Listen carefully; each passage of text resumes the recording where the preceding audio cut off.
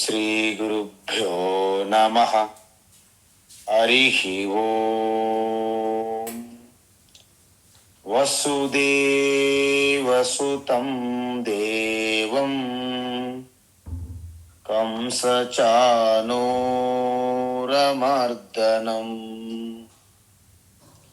దేవకీ పరమానందం కృష్ణం వందే జగద్గురుం. తీర్త్వా మోహార్ణవం హత్వా రాగతాదిరాక్షసాన్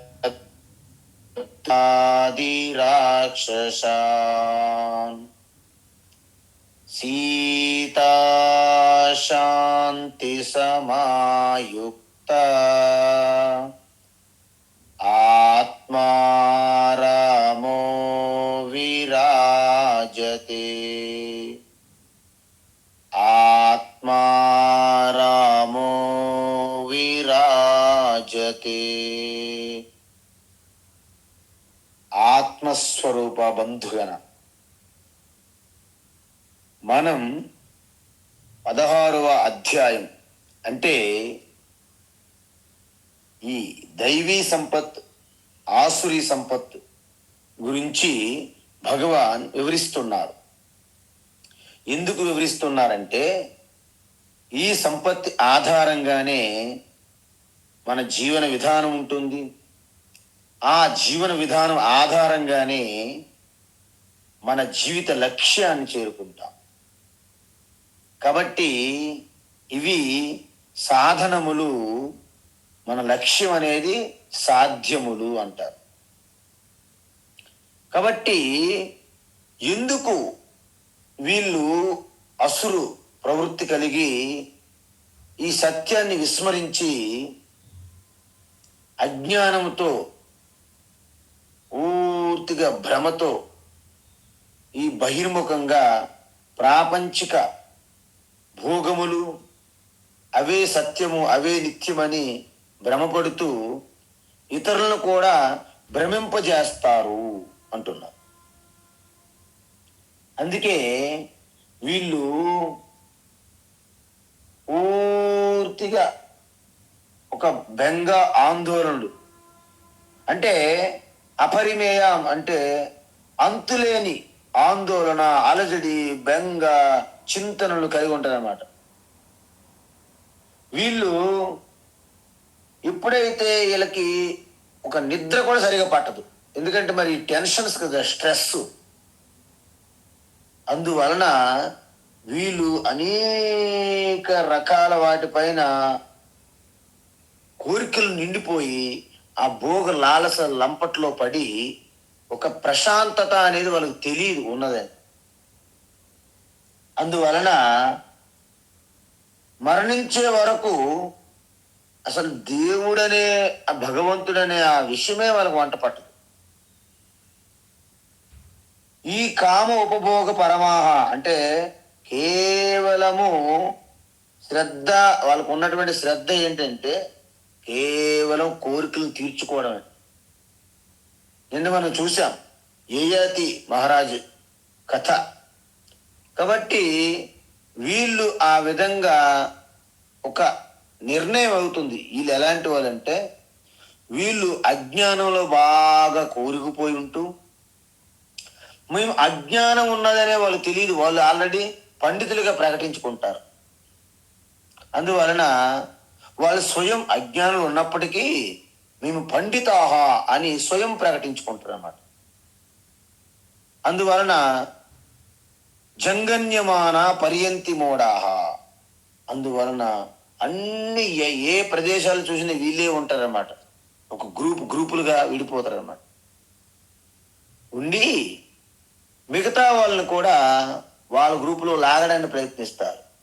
ఇలాంటి అవిద్యాయామంతరే వర్తమాన స్వయం ధీర పండితం మన్యమాన ఈ గ్రూపులే ఈరోజు ప్రపంచానికి అశాంతికి కారణం.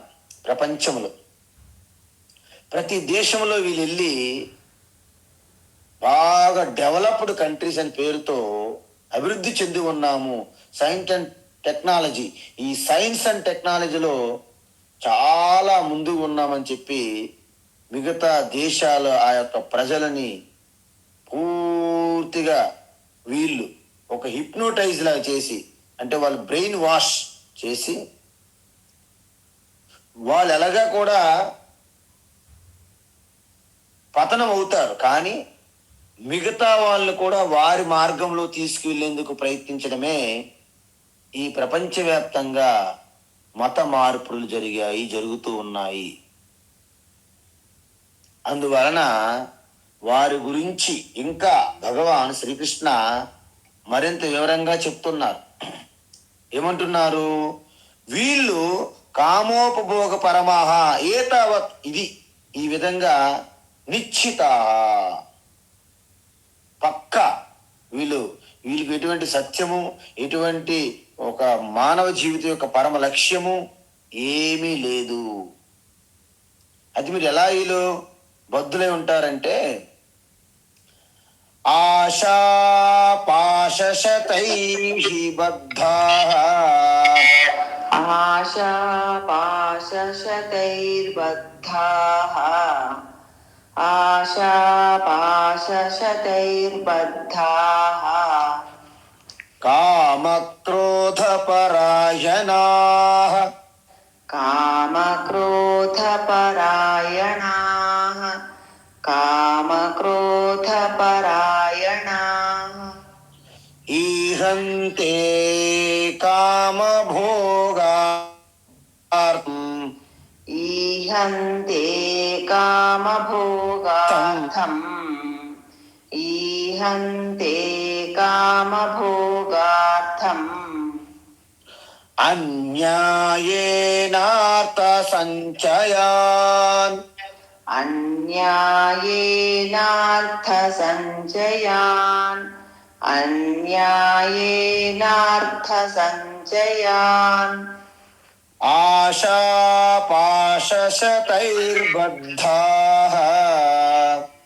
కామక్రోధపరాయణాః,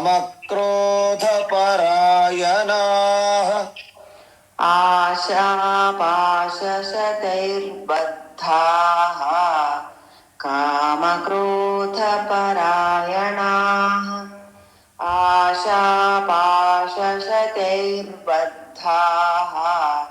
కామక్రోధపరాయణాః.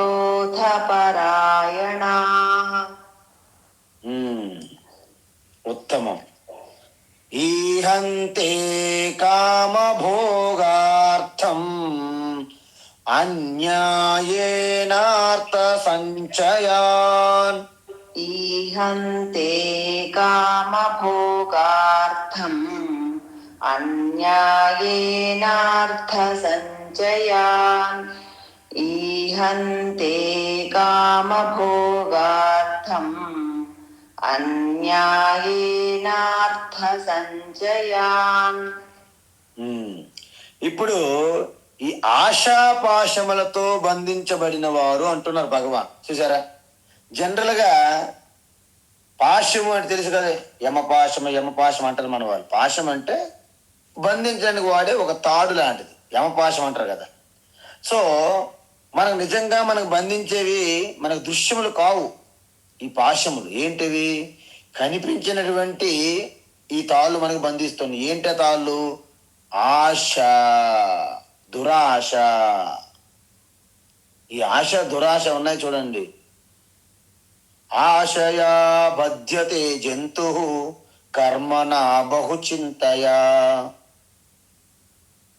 చూసారా, అంటే ఆశయా బధ్యతే జంతు, ఈ ఆశ కోరికలు అనేవి మిమ్మల్ని తాళ్ళలాగా బంధిస్తున్నాయి. వాటి వలన అనేక కోరికల వలన ఏమవుతుంది? అనేక కర్మలు చేయాలని బహుచింతయ, మొత్తం మనస్సు అంతా కూడా వేడి హీటు బహుచింతయ. దాని గురించి ప్లానింగ్లు, ఆలోచనలు, చింతలు చేయాలి కదా. మరి ఆయుక్షయం న జానాతి తస్మా జాగ్రత్త అన్నారు. అందుకే క్షణం నీ ఆయుహు పోతుంది, కానీ దాని మీద నీకు దృష్టి లేదు. ఎందుకు?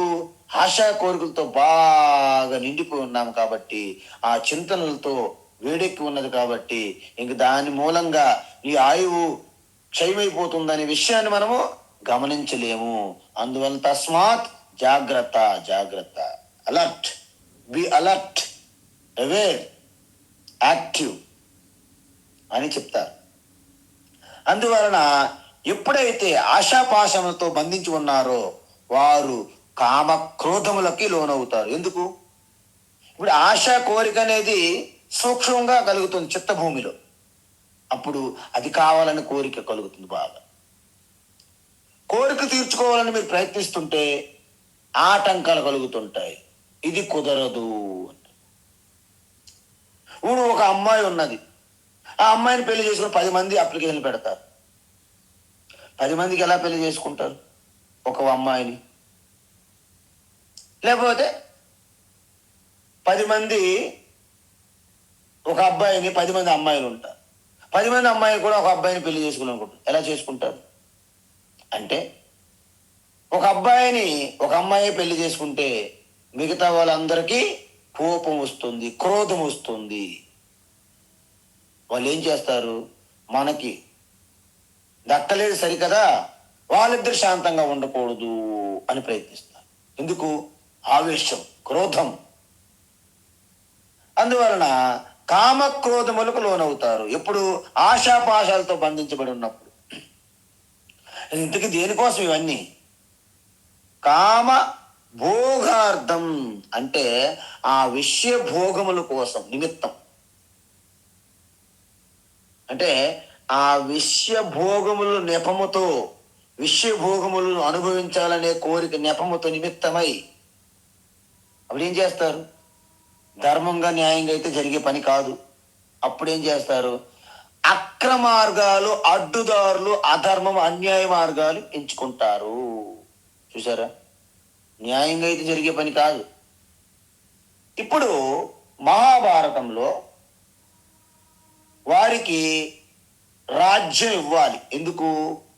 అందరికంటే పెద్దవాడు యుధిష్ఠిర. కానీ ఇవ్వకూడదని నిర్ణయించుకున్నారు కదా. ఇప్పుడు ఏం చేయాలి? వారికి ఏదో కొంత అర్ధరాజ్యమైనా ఇవ్వాలి. ఓకే, ఇవ్వాలంటే అధికారంలో ఉన్నవారు అంత సులభంగా ఇస్తారా? సరే, ఏదో అడవులు దేనికి పనికిరానటువంటి బంజరు భూమిగా ఉన్నటువంటి ఒక ప్రాంతాన్ని ఇచ్చారు, కాండప్రస్థ. సరే, అప్పటికి దానికి ఒప్పుకున్నారు వాళ్ళు. వాళ్ళు తమ సొంత శ్రమతో దాన్ని వృద్ధి చేస్తే దాన్ని లాక్కోవాలి. ఎలా లాక్కోవాలి? న్యాయంగా ధర్మంగా లాక్కునే అవకాశమే లేదు. అప్పుడేం చేయాలి? కుటిలమైనటువంటి ప్రయత్నాలు చేసి దుర్బుద్ధితో అధర్మంగా, అన్యాయంగా ద్యూత సభ అనేది ఏర్పాటు చేసి లాక్కున్నారు. ఎందుకు?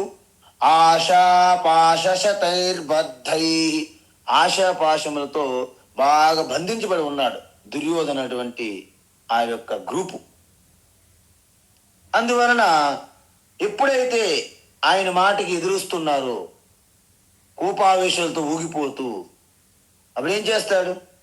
ఏ విధంగా అయినా సరే వాళ్ళ రాజ్యాన్ని నేను అనుభవించాలి అనే ఒక పూర్తి కోరిక, ఆశతో, దురాశతో ఇప్పుడు ఏం చేయాలి?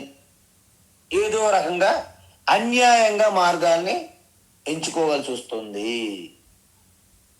అయితే పొరపాటున బాబు ఇది ధర్మం కాదని మీరు అన్నారనుకోండి, వారి వినరు. ఎందుకు? ధర్మం అంటే ఆయన తెలియదేం కాదు కదా. ఆయనకి ఆల్రెడీ బాగా చదువుకున్నాడు గురుకులములు చిన్నప్పటి నుండి. దుర్యోధనుడు కూడా జానామి ధర్మం నచమే ప్రవృత్తి, జానామ ధర్మం నచమే నివృత్తి, కేనాపి దేవేన హృది స్థితేన యథా నియుక్తోస్మి తథా కరోమి. చూసారా? నాకు ధర్మం తెలుసు కానీ నేను పాటించలేను, నాకు అధర్మం కూడా తెలుసు కానీ పాటించకుండా ఉండలేను. ఎందుకు అంటే ఆశాపాశం అనే ఆశా కోరికలతో నా హృదయస్థములు ఒక శక్తి ప్రేరేపిస్తున్నది. అందువలన అది ఎటువంటి ప్రేరేపణ ఇస్తుందో, ఎటువంటి ప్రేరణ కలిగిస్తుందో ఆ విధంగా నేను చేస్తున్నాను. అందుకే మీ యొక్క ధర్మ సూక్తులు, ధర్మ సూత్రాలు, ధర్మ ఉపదేశాలు నాకు అక్కర్లేదని చెప్తాడు ముఖం మీద. అది దుర్యోధనుడి యొక్క స్వభావం. అందువలన అటువంటి దుర్యోధన కామక్రోధ పరాయణాహ అంటే వారు కామక్రోధాలకు కూడా మామూలు చిన్న కోరికలు, చిన్న కోపం కాదు, హయ్యెస్ట్ అన్నమాట, తీవ్రతకి లోనవుతారన్నమాట. ఎందుకంటే ఈ సమాజం కూడా ఐశ్వర్యాలలో మునిగి తేలేవారినే పొగుడుతుంది. Super, bumper అంటారన్నమాట. వాడు ఎంత కబ్జాలు చేసినా మీకు ఒక్కసారి పిలిచి దావత్ ఇస్తే వాడిని మీరు స్తుతించేస్తారు, అక్కడ స్తోత్రాలు పాడేస్తారు. మొత్తం ఈ సంపద అంతా కొల్లగొట్టుకుంటున్నాం. ఇప్పుడున్నటువంటి పెద్ద పెద్ద కొంతమంది అడ్డదారులు తొక్కి వ్యాపారస్తులు, రాజకీయ నాయకులు, పోలీసు వ్యవస్థ, న్యాయ వ్యవస్థ, ఇవన్నీ కూడా మనకు కనిపించినటువంటి ఒక సంబంధం కలిగి ఉంటారు జనరల్గా బ్యాక్గ్రౌండ్లో. అవి ఎవరికి తెలియవు. దాన్ని ఏమన్నారు ఇక్కడ? కామభోగార్థం అన్యాయేన అర్థ సంచయాన్.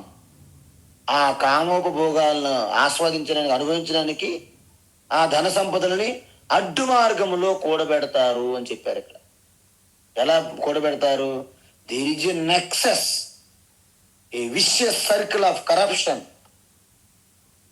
దేర్ ఈజ్ ఎ నెక్సస్ అంటే వీళ్ళందరూ కూడా మనకు తెలియకుండా బ్యాక్గ్రౌండ్లో సంబంధాలు కలిగి మొత్తం సమాజం యొక్క సంపదని కొల్లగొడుతుంటారు. వాళ్ళే మన సమాజంలో మనం గుర్తిస్తారు. వాళ్ళే గొప్పవాళ్ళుగా, వాళ్ళే పెద్దవాళ్ళుగా, వాళ్ళ స్థితి కూడా మనం చేస్తాం. అందువలన లోకం ఎప్పుడు కూడా యథార్థాన్ని గుర్తించదు. గతానుగతికో లోక నా లోకో పరమార్థత అంటారు మహాత్ములు. 10 మంది ఎలా వెళ్తే ఆ విధంగా మిగతా జనమంతా ఫాలో అవుతారు తప్ప స్వతహాగా ఎవరు ఆలోచించరు. దాన్నే లోకము అంటారు. లోక తీరు, అదే లోక తీరు. కానీ ఇంత జరుగుతున్న శాస్త్రం చివరికి ఏం చెప్తుంది? ఇదంతా కూడా నీ పరమ లక్ష్యాన్ని నువ్వు చేరుకోలేవు. ఎందుకంటే మనందరం కూడా ఏదో ఒక మతలబుతో ఇలా ప్రవర్తిస్తున్నాం తప్ప సత్యం పట్టుకొని ఎవరు ప్రవర్తించట్లేదు. ఇప్పుడు చూడండి, ఒక రాజుగారు ఇంట్లో ఒక కుక్క చనిపోయింది. రాజ్యంలో ఉన్న ప్రతి ఒక్కరు వెళ్ళి ఓదార్పు చేశారు రాజుకి. ఎందుకు? రాజుగారి కుక్క అండి, మామూలు కుక్క, అది రాజుగారి కుక్క చనిపోయింది. ఆ యొక్క రాజ్యంలో ప్రతి ఒక్కరు వెళ్ళి రాజుగారిని ఓదార్చారు. కొంతకాలం తర్వాత రాజు చనిపోయారు. ఏ ఒక్కరూ వెళ్ళలేదన్నమాట అక్కడ. ఎందుకు అంటే రాజుగారు కుక్క చనిపోయేటప్పుడు వెళ్ళకపోతే రాజు కోపం పడతారు. కానీ రాజు చనిపోతే ఇంకెందుకు వెళ్ళాలి? ఏమవుతుంది? అందువలన ఇదంతా కూడా మన ప్రవర్తన ఏముంటుందంటే ఒక రకమైన భయముతోనో లేకపోతే మనకున్నటువంటి ఆ కోరికలు, ఆశా కోరికల వలన జరుగుతుంది తప్ప యథార్థంగా ధర్మబద్ధంగా ఏమీ జరగడం లేదు ఈ లోకములో. కాబట్టి మనం ఏమంటాము? మనం ఒకసారి బుద్ధ భగవాన్ని చూడండి. ఆయన అసలు ఈ లోకములో ఇలాంటివన్నీ జరుగుతున్నాయని ఆయన తెలియకుండా పెంచాలనుకున్నారు వారి తండ్రి గారు. కానీ ఆయన ఎప్పుడైతే ఇటువంటి పరిస్థితుల్ని గమనించారో ఆయనకు ఒక్కసారిగా ఆ వైరాగ్యం వచ్చింది. అప్పుడేమయ్యారు? తృణప్రాయంగా మొత్తం ఈ రాజ్య భోగాలను కూడా త్యజించారు. కాబట్టే ఆయన్ని భగవంతుడుగా మనం పూజిస్తున్నాం. మనం ఆ భోగాల్ని గట్టి పట్టుకుంటే మనల్ని ఏ విధంగా గుర్తిస్తారు? మిమ్మల్ని అధికారం ఉన్నది, మీ బలంగా ఉన్నది, జనం ఉన్నారు కాబట్టి తాత్కాలికంగా మిమ్మల్ని భయపడి స్తుతిస్తారే తప్ప అది యథార్థంగా మిమ్మల్ని స్తుతించినట్టు కాదు. అందువలన ఈ వైరాగ్యం ఉంటేనే మీరు సాక్షాత్తు దేవీ దేవతలుగా మిమ్మల్నే పూజిస్తారు ఈ జనం. న కర్మ న ప్రజయ ధనేన ధనేన త్యాగే నైకే అమృతత్వమానసు పరేణ నాకం నిహితం గుహాయాం విభ్రాజతే యద్యతయో విశంతి వేదాంత విజ్ఞాన సునిశ్చితార్థా సన్యాస యోగ యతయ శుద్ధ సత్వా అని సన్యాసికి ఆహ్వానించినప్పుడు ఈ మంత్రం చెప్తుంటారు. కానీ ఇక్కడ ఉన్నటువంటి అద్భుతం ఏంటంటే మనం ఏదైనా సరే గొప్పది పొందాలంటే త్యాగముతోనే సాధ్యం అని మీ అందరికీ డౌట్ వస్తుంది. త్యాగముతో అన్ని ఇచ్చేసిన తర్వాత నేను ఇంక పొందేదేముంది? మీరు ఇక్కడే పొరపాడుతున్నాం. మనం ఇవ్వగలిగేదంతా కూడా నిజానికి అది శాశ్వతము నిత్యము సత్యం కాదు. శాశ్వతము సత్యము నిత్యం అంటే నువ్వు ఇవ్వలేవు. అనిత్యము అశాశ్వతం మాత్రమే ఇవ్వడాలు తీసుకోవడాలు జరుగుతాయి. సత్యం అంటే నీకు మాత్రం సత్యం కాదు, నాకు మాత్రం సత్యం కాదు, సత్యం అందరికీ ఒకటే సత్యము. కాబట్టి ఇక్కడ సత్యము అంటే ఏమిటి, అసత్యం అంటే ఏమిటి అంటే సత్యము అంటే కాలానికి అతీతమైనది అని అర్థం. పలాయన సమయంలో ఉంటూ మరో సమయంలో లేకపోతే దాన్ని సత్యం అనరు. ఇక్కడ ఒకప్పుడు ఇల్లు ఉండేదండి, పెద్ద బంగ్లా. ఏమైందండి? కూల్చేశారండి. హైడ్రా వచ్చింది కదా, కూల్చేశారు. ఎందుకంటే ఇది కబ్జా చేసి కట్టారంట, కూల్చేశారు. సో అక్కడ ఉన్నటువంటి బంగ్లా అది శాశ్వతం కాదు, అందుకే కూల్చేశారు. అదేవిధంగా ఈ శరీరం కూడా అంతే. మీ అందరికీ తెలుసు, డేట్ ఆఫ్ బర్త్ ఉన్నదంటే ఏముంటుంది? డేట్ ఆఫ్ డెత్ ఉంటుంది ఆల్రెడీ. జననం తేదీ, మరణం తేదీ.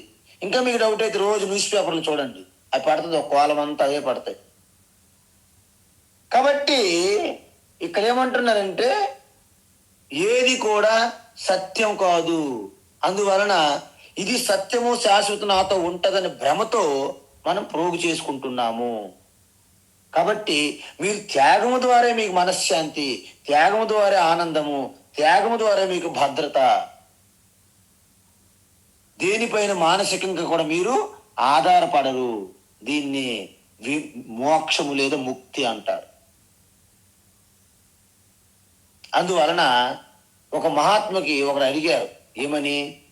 స్వామీజీ, మీరు త్యాగేన అమృతత్వం అంటే త్యాగం ద్వారా మోక్షం అంటున్నారు కదా, త్యాగం వలన జనరల్గా మనకి లాస్ అవుతాం కదా, నష్టపోతాం కదా, అన్ని ఏదైనా ఇచ్చేసి మనం దానం చేసాము, త్యాగం చేసాము, మన దగ్గర ఇంకేం ఉండవు, మనం లాస్ అవుతాం కదా. ఆ విధంగా మళ్ళీ ఆనందము అమృతత్వం ఎలా పొందుతారు అని ప్రశ్న.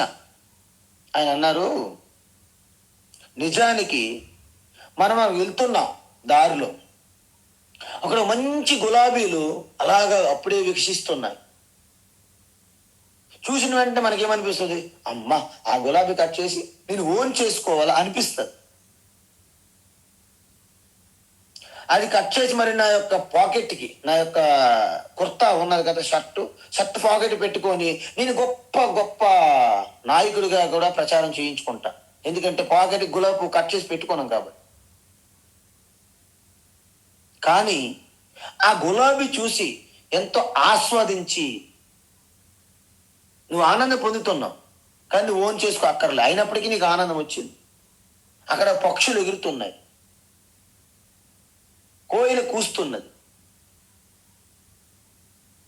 ఉదయాన్నే మీరు వెళ్తే ఉత్తరకాశీ గంగోత్రి అటువైపు ఆ మంచు అలాగ కప్పి ఉంటుంది. ఈ డిసెంబరు ఆ మాసంలో ఉదయాన్నే సూర్యుని యొక్క కిరణములు ఆ యొక్క ఐస్ క్యాప్స్ మీద పడితే, ఐస్ క్యాప్స్ మీద ఒక గోల్డెన్ అంటే బంగారపు ఛాయలుగా అలాగ మనకి ఒక కాంతి కిరణాలు వస్తాయి.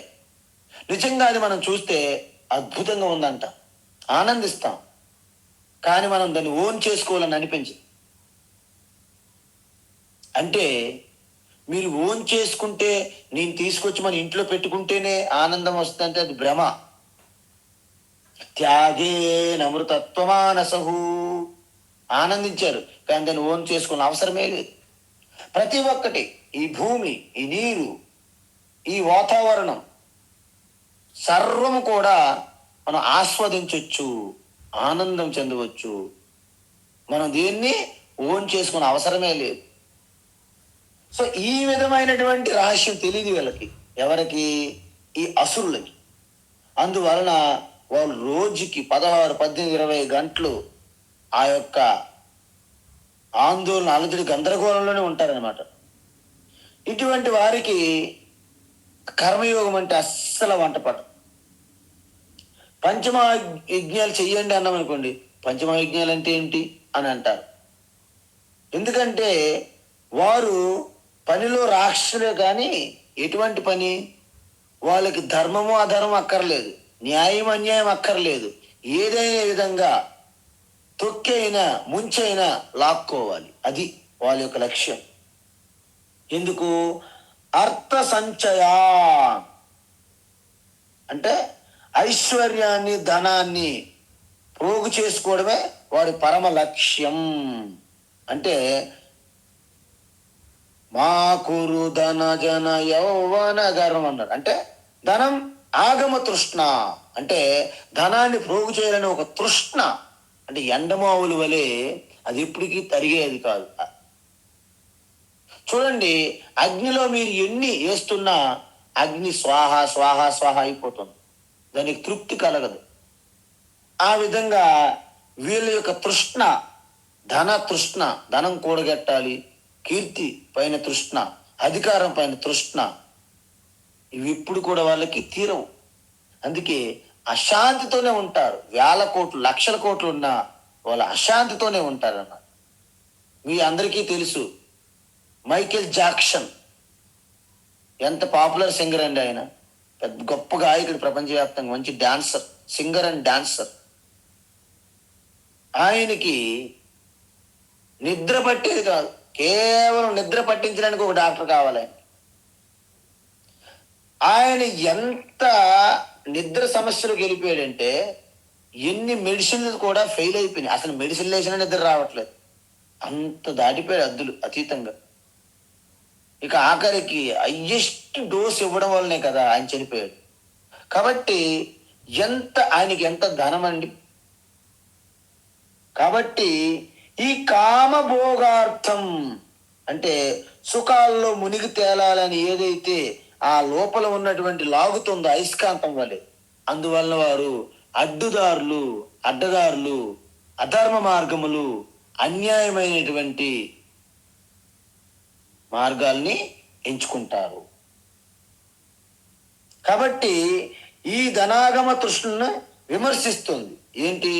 భగవద్గీత. అందుకే వీళ్ళు అన్యాయేన అర్థ సంచయాన్. చూసండి, ఇప్పుడు మీకు ఒక గవర్నమెంట్ అంటే ప్రభుత్వ సంస్థలు ఉద్యోగం చేస్తుంటే నెలకి 30,000, 50,000 లోపే వస్తాయి. వారు పెద్ద పెద్ద సిటీల్లో పెద్ద బంగ్లాలు, పెద్ద పెద్ద అపార్ట్మెంట్లు కట్టాలంటే సాధ్యమా? కానీ పెద్ద సెంటర్లో పెద్ద బిల్డింగ్ కావాలని ఆయన కోరిక పెట్టుకుంటే అంతే. ఆయన చేస్తుంది చిన్న అకౌంటెంట్ జాబ్, ఎలా వస్తుందండి? అప్పుడు ఆయన ప్లాన్ వేస్తాడు, ఏదో రకమైనటువంటి అడ్డదారులు తొక్కడానికి నిర్ణయించుకుంటాడు. సో ఇటువంటి ప్రాబ్లమ్స్ అనేవి ఎవరు చేస్తారు? అసురులు. ఎందుకు అలా చేయడం వలన తను ఏమి కోల్పోతున్నానో దీర్ఘకాలంగా అది గుర్తించరు వాళ్ళు. తాత్కాలికమైనటువంటి క్షణిక సుఖాలు, భోగాలమైన వాళ్ళ దృష్టి ఉంటది కాబట్టి, వాళ్ళ బుద్ధి కూడా స్థూలంగా ఉంటది కాబట్టి, కేవలము శరీరము కనిపించే ఈ వస్తువులపైనే దృష్టి ఉంటది కాబట్టి వాళ్ళు ఇవన్నీ కూడా చేస్తారు. వాస్తవానికి సమాజం అంతా వాళ్ళే ఎక్కువ ఉంటారు, వాళ్ళ సంఖ్య, వాళ్ళ డామినేషన్ ఎక్కువ. ఏమంటున్నారు ఇప్పుడు? ఇద మధ్యమయా లబ్ధం, ఇదమద్య మయా లబ్ధం ఇదమద్య మయా లబ్ధం ఇమం ప్రాప్సే మనోరథం ఇమం ప్రాప్స్యే మనోరథం ఇమం ప్రాప్స్యే మనోరథం ఇదమస్తిదమపి మే ఇదమస్తిదమపి మే ఇదమస్తిదమపి మే భవిష్యతి పునర్ధనం భవిష్యతి పునర్ధనం భవిష్యతి పునర్ధనం ఇదమద్య మయా లబ్ధం ఇమం ప్రాప్స్యే మనోరథం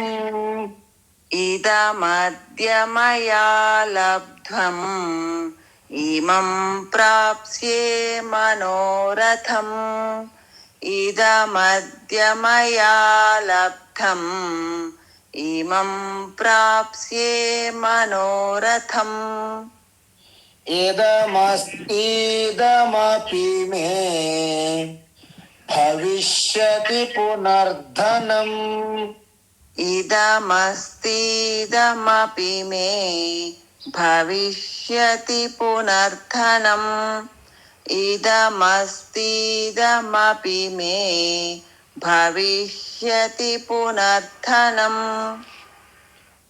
ఉత్తమం.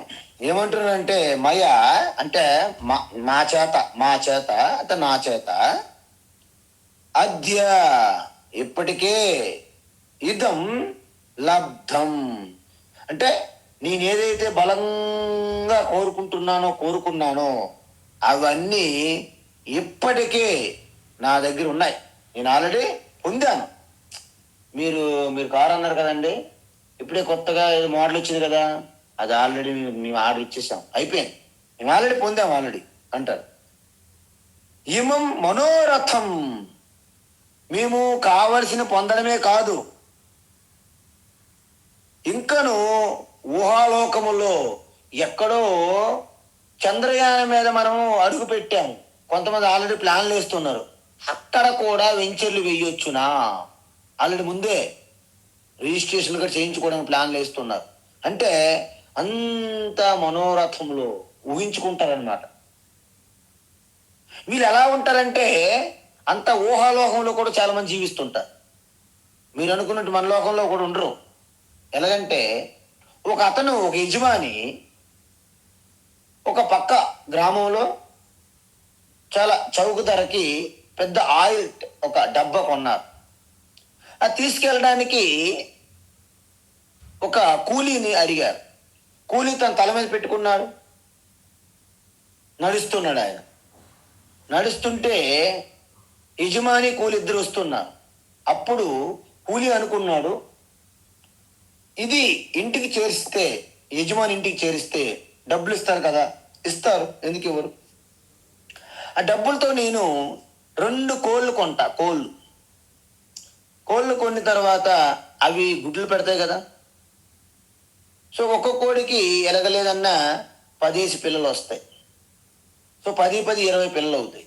అప్పుడు మళ్ళీ వాటికి నేను ఒక ఏర్పాటు చేస్తే అవి కూడా పిల్లలు చేసి నేను ఒక కోళ్ళ ఫారం పెడతాను. కోళ్ళ ఫారం పెడితే ఇక 2 in 1 అన్నమాట బిజినెస్. ఎగ్స్, చికెన్ అనేక రకాలు చేస్తూ నేను ఒక కుటీర పరిశ్రమలో ఒక చిన్నపాటి పరిశ్రమ ఏర్పాటు చేస్తాను. అప్పుడు దాంట్లో కొంతమందికి ఉద్యోగాలు కూడా నేను ఇస్తాను. అది చూపెట్టి ప్రభుత్వం దగ్గర నుంచి లోన్ కూడా తీసుకుని వచ్చి మరింత పెద్దగా విస్తరిస్తాను నా వ్యాపారంలో డబ్బులు ఆదాయం వస్తే కార్లు, బంగ్లాలు కడతాం కదా. సో బంగ్లాల్లో ఇంకా వెండి పాత్రలు, బంగారు పాత్రలు, అంత డూప్లెక్స్లు, పెద్ద పెద్ద బంగ్లాలు ఉంటాయి. దాంట్లో అనేక రకమైనటువంటి ఆభరణాలు, ఎంతో విలువ చేసినటువంటి Switzerland, Spanish, Singapore, Japan, America నుండి కూడా వస్తువులు తెప్పిస్తాను. ఇవన్నీ చేస్తాం. అయితే అక్కడ మా ఇంట్లో ఒక కుక్క కూడా పెంచుతున్నాము, కుక్క కూడా పెంచుతున్నాము. ఆ కుక్కకి ఏదైనా మిల్క్ పెట్టాడు, పాలు పెట్టేటప్పుడు అలా ఊహించుకుంటున్నాడు. ఆ ఇంటి ఈయన భార్య ఉంటుంది కదా, అమ్మగారు. ఆ అమ్మగారు కుక్కకి ఒక బంగారు పాత్రలో పెట్టబోతున్న మిల్క్. ఈయనకి ఆవేశం వచ్చింది, ఇంత కష్టపడి మనం అన్ని చేస్తే కుక్కకు కూడా బంగారు పాత్రలో పెడతావా అని ఒక్కసారి ఇలాగ ఉదుటిన చేయితో ఆ అమ్మగారిని ఇలా కొట్టవాలనుకున్నాడు. వెంటనే తన తల మీద ఉన్నటువంటి ఆ నూనె డబ్బ కింద పడింది, నూనె మొత్తం పోయింది. అప్పుడు యజమాని వెనక్కి చూశాడు, ఆ నూనె డబ్బు కింద పడిపోయింది. ఎంతో బాధపడి చేవాట్లు పెడుతున్నాడు. ఆయన అంటాడు, అయ్యా నీది పోయింది కేవలం నూనె డబ్బా, నాకు ఎంత పోయింది అనుకున్నావు? నా బంగళా పోయినాయి, నా పరిశ్రమలు పోయినాయి, నా భార్య, నా బిడ్డలు వీళ్ళందరూ పోయారు ఇప్పుడు అని అన్నాడు అనమాట ఆ కూలి. అంటే ఇదంతా కూడా జస్ట్ మనోరథం, మానసికంగా ఏమి లేదు అక్కడ. కాబట్టి వీళ్ళందరూ కూడా అప్పుడు రావణాసురులాగా, అవును స్వర్గం ఎక్కడ ఉండడం ఏంటి, దానికి ఎక్కడి నుండే నేను నిత్యం లేస్తానంటాడు. మనోరథం. లేకపోతే కైలాసం ఉంటుంది, కైలాస పర్వతాన్ని తీసుకెళ్ళిపోతానంటాడు. కైలాసాన్ని మొత్తం తీసుకెళ్ళి శ్రీ కూడా కాదు లంకలో పెడతానంటాడు. వీళ్ళంతా కూడా మనోరథంలో ఉంటారు. వీళ్ళని వెనకుండి కూడా నడిపించే వాళ్ళు అలాంటి వాళ్ళు ఉంటారు, ఒక గ్రూపు. నువ్వు సూపరు, నువ్వు డోపరు అంటే ఇంక వాళ్ళు రెచ్చిపోతారు అనమాట. ఆయనేమో ఎంతో కష్టపడి ఒక కౌన్సిలర్ అవుతాడు. అన్నా నువ్వు కౌన్సిలర్ ఏంది, ఇది నీకు చాలా చిన్నది, నువ్వు మినిస్టర్ అవుతావు అన్నా అంటాడు. ఆయన నిండా ముంచేస్తారు. ఇక్కడ మనోరథంలో స్టార్ట్ అయిపోయినాయి ఆయన ఆల్రెడీ. కౌన్సిలర్, అవును కౌన్సిలర్ నేనేంటి, నాకున్న శక్తి, నా ధనంకి, నా కీర్తికి, నా అధికారానికి నేను ఖచ్చితంగా ఎంపీ అయ్యి మినిస్టర్ అవ్వాలనుకుంటా. ఇదంతా మనోరథంలో ఆల్రెడీ ఊహించేస్తాడు. ఓహో నేను మినిస్టర్ అయితే నాకంత గమ్యాలు ఉంటారు, నాకు సేవకులు ఉంటారు, జనం నా దగ్గరికి అర్జీలు పెట్టుకుంటారు. ఇవన్నీ మనోరథంలో ఉంటారు అన్నమాట వీళ్ళంతా. అందువలన ఇక్కడ ఇది ఎలాంటి వాళ్ళకి, కేవలము తమో గుణం అధికంగా ఉన్నవారు. రజోగుణము తమో గుణం ఈ రెండు అధికంగా ఉన్నప్పుడు మీకు ఇంకా బుద్ధి సరిగా పనిచేయదు. బుద్ధి ఎప్పుడే సరిగా పనిచేయదో మీరు వివేకం కోల్పోతారు. వివేకం కోల్పోయిన తర్వాత ఇక మంచి చెడు అని ఉండదు. కేవలము ఆ యొక్క సమ్మానాలకి, కీర్తులకి, ప్రతిష్టలకి, అధికారంకి అది ఒక దాహంలా ఉంటుంది అన్నమాట, తీరని దాహంలాగా. అందుకే ఏమంటున్నారంటే ఇలాంటి వాళ్ళు పూర్తిగా వారి యొక్క ఒక ధర్మ ప్రవృత్తి కానీ, శాస్త్రం మనకు చెప్పినటువంటి నియమ నిబంధనలకు కానీ అన్నిటికీ తిలోదకలిస్తారు.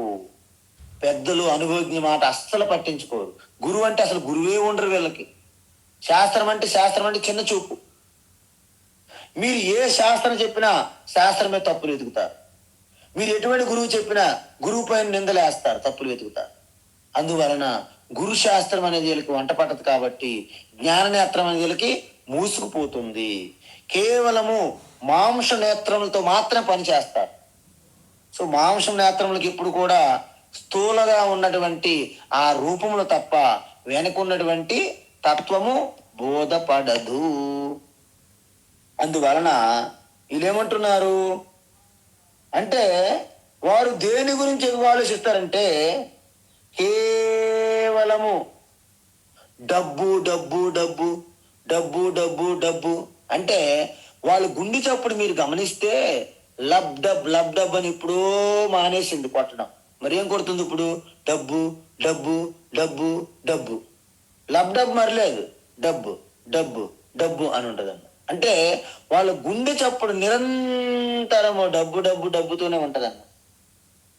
కానీ వీరు ఎంతసేపు ఎంత సంపాదించాము, ఎంత సంపాదించాలి, దాన్ని ఎలా సంపాదించాలి, వాటి మీదే ప్రణాళికలు, ప్లానింగ్స్ అనమాట. ఎవరిని ఎక్కడ ముంచాలి, ఎవరిని ఎక్కడ తొక్కాలి, ఏ విధంగా తడిగుడ్డుతో వాడి వాడి తల ఎలాగ నిదిపేయాలి, ఇలాంటి ప్లానింగ్లు ఉంటాయి ఎక్కువ వీళ్ళకి. చేసిన తర్వాత కూడా ఎలా బయటపడాలి, లాయర్లు అందరు పెట్టుకుంటారు అన్నమాట వాళ్ళు, లీగల్ అడ్వైజర్స్. సో ఆయన ఏమంటాడు లాయరు, నీకెందుకు, నేను చూసుకుంటాగా, వాని వేసే అంటాడు అంతే. ఎందుకంటే ఆయనకి అది అవసరం, ఆయన లైవ్లీహుడ్. కాబట్టి ఇలాంటివన్నీ దృష్టిలో పెట్టుకొని ఇప్పుడు ఏమంటున్నారు భగవాన్ శ్రీకృష్ణ అంటే, ఇదమధ్యమయా లబ్ధం, ఇంత ఐశ్వర్యం ధనము అంత కూడా నేను పొందాను అంటున్నారు. అంటే ఆద్యం ఏంటి, ఇప్పటికే అంటే ఇప్పటికే నేను ఎన్నో లక్షలు కోట్లు సంపాదించాను. ఎందుకంటే వీళ్ళకి కేవలము అర్ధకామ పురుషార్థాలు మాత్రం ఉంటాయి, రెండే ఉంటాయి వీళ్ళకి. ఇంకా ధర్మము మోక్షం అనేది అసలు లేదు వాళ్ళ దృష్టిలో. అందువలన చూసిన ఆయన విలువ, ఆయనకున్న ఆస్తి ప్రకారమే. కానీ గీత ఏముంటుంది, గీత నువ్వేం సంపాదించావనే గురించి అసలు పట్టించుకోదు. ఏం చెప్తుంది గీత టీచింగ్ ఏంటంటే, who are you, what you are, నువ్వు ఎవరు, నువ్వు ఏమిటి, ఇదే చెప్తుంది భగవద్గీత. అంతే తప్ప నువ్వేం సంపాదించావు, నీకు అన్ని చుట్టూ ఎంతమంది జనం ఉన్నారు, నీ చుట్టూ ఎంత సంపద ఉంది, వీటితో ఏం పని లేదు భగవద్గీత. ఎందుకు, నీతో ఎంతమంది ఉన్నా, నువ్వు ఎంత సంపాదించినా అది పోతుంది. కానీ అసలు నువ్వేమిటి, నువ్వెవరు, ఇది చెప్పారనుకోండి, ఇది తెలుసుకున్నావు అనుకోండి, ఇంకేం లేదు, ఇంక నీవు సంపాదించడానికి ఏం మిగిలి ఉండదు, తెలుసుకోనికి ఇంకేమీ మిగిలి ఉండదు. అందువలన కర్మయోగి సంపాదించేది చూడరు. ఎందుకు, ఆయన ఎంత ఆత్మశుద్ధి, అందువలన అంతఃకరణ శుద్ధి, హృదయ పవిత్రత, శాంతం, పరమాత్మ సేవలోనే వాళ్ళు తరిస్తారు. కాబట్టి వాళ్ళు ఎంత సంపాదించారని చూసుకోరు. అందువల్ల నిజానికి ఈశ్వరుడు కూడా ఒక వ్యక్తి ఎంత సంపాదించారనేది పట్టించుకోరు. ఎందుకు, ఎంత దానం చేశారు, ఎంత త్యాగం చేశారు, ఇవి భగవంతుడు లెక్కేస్తారనమాట. అందుకే ఇమం మనోరథం ప్రాప్సే, ఇంకా ఎంతో ఐశ్వర్యం భవిష్యత్తులో సంపాదిస్తాను అని టైం పెట్టుకుంటాడు. ఈ సంవత్సరంకి ఇంత, ఈ నెలలో ఇంత ప్రాఫిట్. అందువలన ఏమంటున్నారు, ఇదమస్తిదమపి మే భవిష్యతి పునర్ధనం, అంటే ఇదం ధనం, ఆస్తి, ఈ ధనము షేర్ మార్కెట్లో పెడతారు, రెట్టింపు అవుతుంది. అందువలన ఇప్పుడు ఎంత ఉంది, కొంత సమయంలో ఇన్ని రెట్లు అవుతుంది అని ప్లాన్ వేసుకుంటారు. ఒకవేళ అవ్వలేదనుకోండి, ఎవరినో లేపేస్తారు, ఆయన కలుపుకొని చేసుకోవాలి. ఎందుకు, ఈ నెల డిక్లేర్ చేసుకుంటారు కదా ఇంత అవ్వాలని. కాబట్టి వీళ్ళు ఒక మొక్కలో మనం చెప్పాలంటే ధనము డబ్బు మీద వీళ్ళు నిరంతరము జపము ధ్యానము అంత దాని మీద ఉంటుంది వీళ్ళకి. అందువలన మనం ఏం చేయాలి, ధ్యానము శివోహం అని తెలుసుకోవాలి. వీళ్ళేం చేస్తారు, లక్ష్మీదేవి మాత్రమే ధ్యానం చేస్తారు, లేకపోతే కుబేర యంత్రం పెడతారు, లక్ష్మీదేవి ఫోటో పెడతారు. లక్ష్మీదేవి రెండు చేతుల నుంచి డబ్బులు, కాయిన్స్, బంగారు కాయిన్స్ పడుతూ ఉండాలి. ప్రతి షాప్ దగ్గరికి మీరు వెళ్ళండి, లక్ష్మీదేవి బంగారు కాయిన్లు పడుతూనే ఉంటాయి. అందువలన వీళ్ళు నిరంతరము లక్ష్మీదేవి యొక్క ఆ కానుకలు, ఆ నాణ్యముల మీదే దృష్టి ఉంటుంది. అదే వారి ధ్యానం అనమాట. అందువలన ఇప్పుడు ఆల్రెడీ నేను సంపాదించాను, ఇది మరి కొంత భవిష్యత్తులో ఇన్ని రెట్లు పెరుగుతుంది అని వారి యొక్క విశ్వాసము. అందువలన మరి ఇంకేమంటున్నారు వాళ్ళు, ఇంకా అక్కడ ఆగట్లేదు వాళ్ళు ఇంకా వాళ్ళ స్టోరీ చాలా పెద్దది కదా. అసౌ మయా హతః శత్రుః, असौ मया हतः शत्रुः, असौ मया हतः शत्रुः, హనిష్యే చాపరానపి, हनिष्ये चापरानपि, हनिष्ये चापरानपि, ఈశ్వరోహమహం భోగి, ईश्वरोऽहमहं भोगी, ईश्वरोऽहमहं भोगी, సిద్ధోహం బలవాన్ సుఖీ. సిద్ధోహం బలవాన్ సుఖీ. సిద్ధోహం బలవాన్ సుఖీ. అసౌ మయా అతః శత్రుః హనిష్యే చాపరానపి. असौ मया हतः शत्रुः हनिष्ये चापरानपि. असौ मया हतः शत्रुः हनिष्ये चापरानपि. ఈశ్వరోహమహం భోగి సిద్ధోహం బలవాన్ సుఖీ. ईश्वरोऽहमहं भोगी सिद्धोऽहं बलवान् सुखी. ईश्वरोऽहमहं भोगी सिद्धोऽहं बलवान् सुखी. ఉత్తమం. అయితే ఇప్పుడు ఇంకేమంటున్నారు? అసౌ శత్రు. అసౌ ఈ శత్రువులు మయ అంటే నా చేత, అతహాచ ఇప్పటికే నాతో నా చేతిలో చచ్చూరుకున్నారు ఇప్పటికే.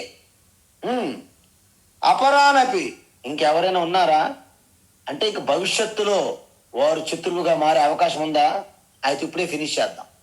మీరు చూసారా కదా ఈ ఈ తగాదాల్లో, ఈ పోట్లాట్లు, ఈ ఫ్యాక్షన్లు, ఇవన్నీ కుమ్ములాట్లు, ఈ దెబ్బలాట్లు, ఇవన్నీ ఉంటాయి గ్రూపులు. ఈ గ్రూపిజం పసికందులు కూడా విడిచిపెట్టరు. ఎందుకంటే భవిష్యత్తులో థ్రెట్ ఉన్నది అని అని భయం. కంసుడు అదేగా చేశాడు. కంసుడు ఏం చేశాడు? ఆకాశవాణి చెప్పిందట. ఏదో ఆకాశవాణి, మూర్ఖుడా, నీ శత్రువు ఎవరో కాదు, నీ చెల్లెలు గర్భంలో పుడుతున్నారు, నీ చెల్లెలకు పుట్టే బిడ్డే నీ శత్రువు అని ఆకాశవాణి చెప్పిందట. దాన్ని నిజమనుకొని ఆయన ఏం చేశాడు? పసికందులను కూడా చంపేశాడు. ఎందుకు? భవిష్యత్తులో శత్రువు వస్తారని కూడా వాళ్ళు ఉంచరు. అందువలన ఈయన ఏమంటున్నారు? ఈ అసురులు ఏమంటున్నారు? ప్రగల్భాలు ఏం చెప్తున్నారంటే, నా చేత ఆల్రెడీ కంటకాలు, నాకు ఎవరైతే అడ్డు తిరుగుతున్నారో, నాకు ఎవరైతే ఎదురు తిరుగుతున్నారో, నాకు ధర్మసూత్రం చెప్తావా, నాకు చెప్తావా అంటారన్నమాట వాళ్ళు. ఎందుకంటే వాళ్ళకి చెప్పకూడదు, మనం వాళ్ళే చెప్పాలి. కాబట్టి ఇప్పటికే వీళ్ళందరూ నా చేతిలో హతమై ఉన్నారు.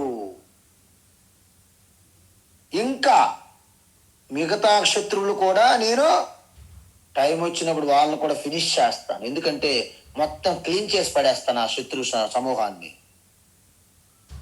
ఎందుకు? అహం ఈశ్వర, నేనే సర్వశక్తిమాని, సర్వానికి ప్రభువు. నాకు అడ్డు ఎక్కడ ఉంది? నాకు ఎదురు లేదు. ఏ దేశమైనా సరే స్వతంత్రంగా ఏమైనా నడిచిందా?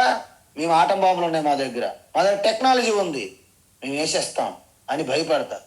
మీరు పరీక్ష చేయకూడదు, మీరు అది వాడకూడదు, మీరు అలా ఉండకూడదు. అలా ఉంటే వెంటనే అటాక్. ఎందుకంటే పెద్ద దేశాలు, ప్రపంచంలోని పెద్ద అన్న.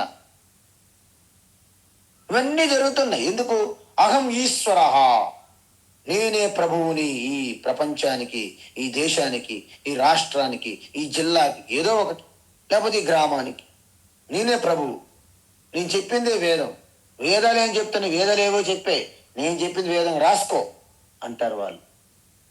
ఎందుకంటే వాళ్ళు పూర్తిగా ఆ ధనతృష్ణతో, ఆ ధనాతురాణం నా లజ్జ నా భయం అంటారు.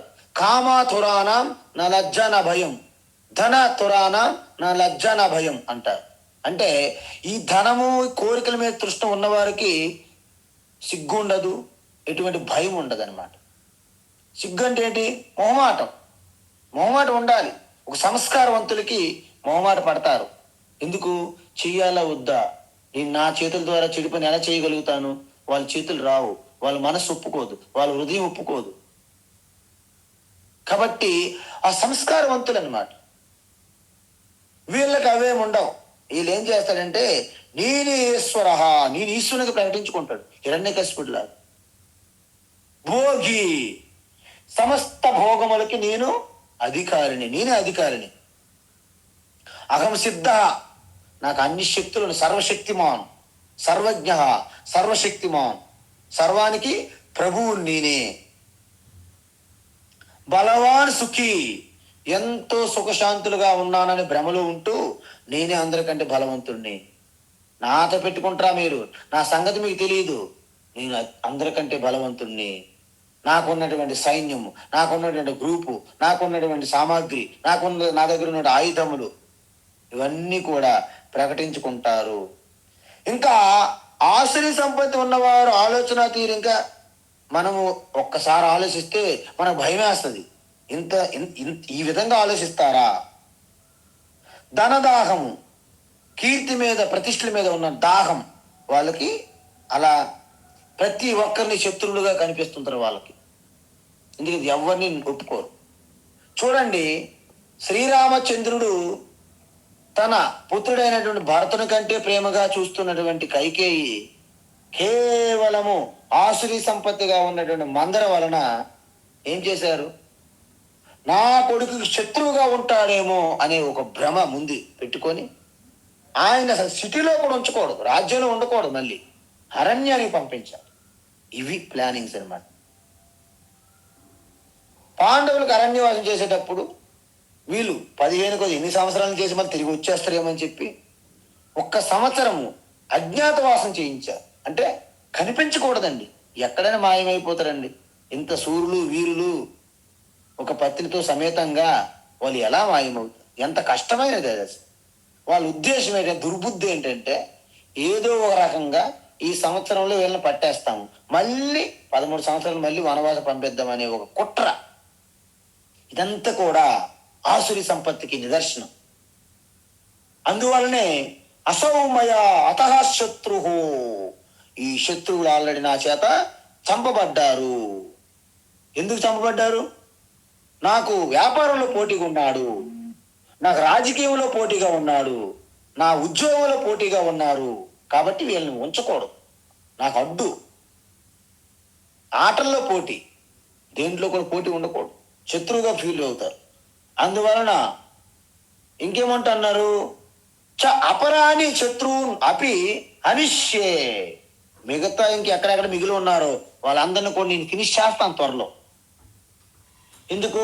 అహం ఈశ్వర, నేనే ప్రభు, నాకంటే గొప్పవారు ఎవరున్నారు? అహం భోగీచ, నేనే ఈ భోగములన్నీ అనుభవించిన నేను అధికారినండి. మా తాతగారు రాజులు, మేము రాజుల వంశం, క్షత్రియులం, మేమే అధికారులు, మాకే ఈ వస్తువులన్నీ అనుభవించే అధికారం మాకుంది అనే ఓ భ్రమలో ఉంటారు. అహం భోగి అహం సిద్ధ, నా దగ్గర ఉన్నటువంటి శక్తులు మీకు తెలియవు, నా బలం మీకు తెలియదు. మేము అనేక శక్తులు, సిద్ధులు మొత్తము అంత మా దగ్గర ఉన్నారు, నేనే కలిగి ఉన్నాను. నేను చెప్పిందే వేదము, నేను చెప్పిందే శాస్త్రము, నేను చెప్పిందే శాసనము, చట్టము అని విర్రవీగుతూ ఉంటారంట. ఎవరు? ఆసురీ సంపత్తి మెండుగా కలిగి ఉన్నవారు. ఇంకా వీళ్ళ యొక్క ఈ పురాణం ఇంకా కొనసాగుతుంది 21వ శ్లోకం వరకు. ఈ ఆసురీ సంపత్తి వాళ్ళ యొక్క ప్రవృత్తి స్వభావం ఎలా ఉంటుందని భగవాన్ చెప్తున్నారు. ఎందుకు? ఇంత దారుణంగా ఉంటుంది కాబట్టే పరిణామాలు కూడా దారుణంగా ఉంటాయని చెప్పబోతున్నారు త్వరలో భగవాన్ శ్రీకృష్ణ. కాబట్టి దీన్ని రేపటి క్లాసులో మళ్ళీ కొనసాగిద్దాం. హరి ఓం తత్సత్. సర్వం శ్రీకృష్ణార్పణమస్తు.